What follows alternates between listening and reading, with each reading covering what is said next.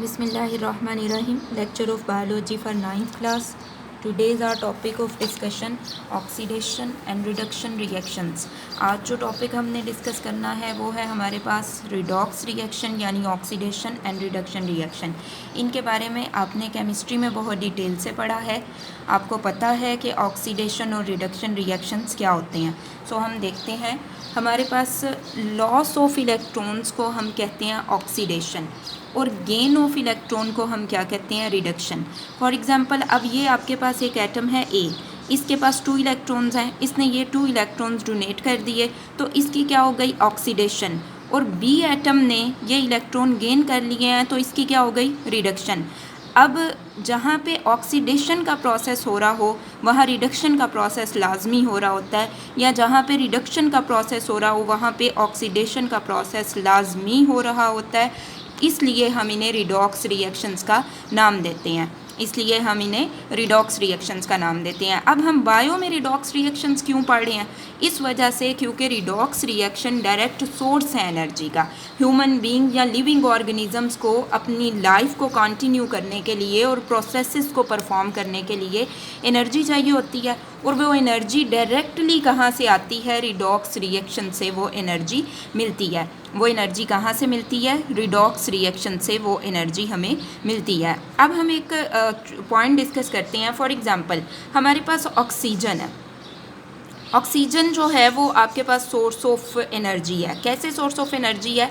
जब इस ऑक्सीजन ने दूसरे ऑक्सीजन एटम के साथ बॉन्ड बनाया हुआ है तो ये स्टेबल है, लेकिन जब उस वक़्त ये एनर्जी का सोर्स नहीं है.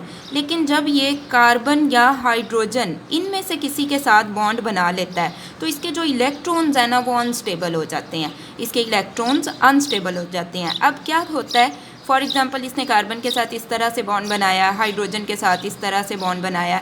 अब क्या हुआ कि ये इलेक्ट्रॉन वापस बेसिकली ये ऑक्सीजन एटम जो है ये वापस अपने दूसरे ऑक्सीजन एटम की तरफ जाने की कोशिश करता है. बेसिकली क्या है? ये ऑक्सीजन एटम दोबारा इस ऑक्सीजन एटम की तरफ जाने की कोशिश करता है और इस प्रोसेस में इलेक्ट्रॉन्स मूव करते हैं.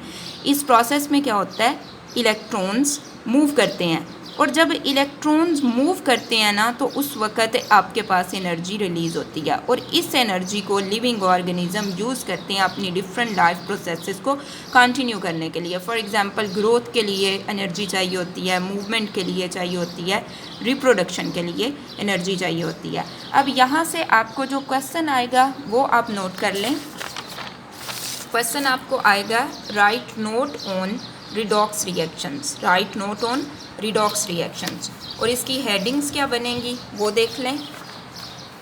हेडिंग्स इसकी यहाँ पे आप बनाएंगे heading constant flow of energy. Constant flow of energy, इसमें ये पैराग्राफ आ जाएगा. आगे आप हेडिंग बनाएंगे रिडॉक्स रिएक्शंस. यहाँ पे हेडिंग बनेगी रिडॉक्स रिएक्शंस और ये पैराग्राफ रिडॉक्स रिएक्शंस में आ जाएगा. आगे आप हेडिंग बनाएंगे electrons as a source of energy. Electrons as a source of energy.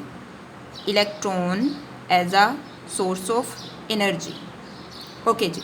Next आप हेडिंग बनाएंगे redox reactions in living organisms.